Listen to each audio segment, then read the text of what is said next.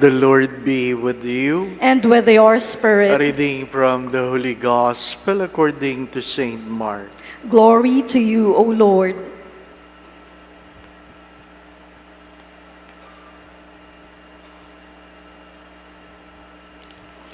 When Jesus saw the vast crowd, his heart was moved with pity for them, for they were like sheep without a shepherd, and he began to teach them many things.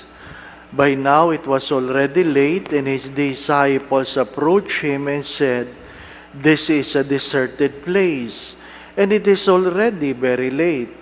Dismiss them so that they can go to the surrounding farms and villages and buy themselves something to eat." He said to them in reply, "Give them some food yourselves." But they said to him, "Are we to buy 200 days' wages worth of food to give it to them to eat?" He asked them, "How many loaves do you have? Go and see." And when they had found out, they said, 5 loaves and 2 fish. So he gave order to have them sit down in grounds on the green grass. The people took their places and rose by hundreds and by 50s.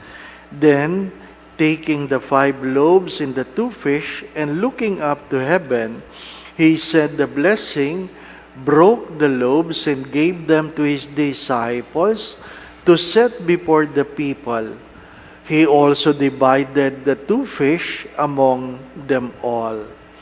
They all ate and were satisfied, and they picked up 12 wicker baskets full of fragments and what was left of the fish. Those who ate of the loaves were 5,000 men.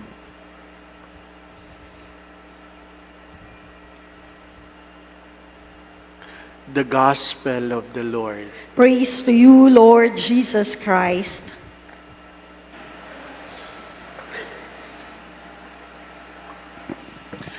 Good morning. Good feelings without actions are nothing. Good feelings without actions are nothing.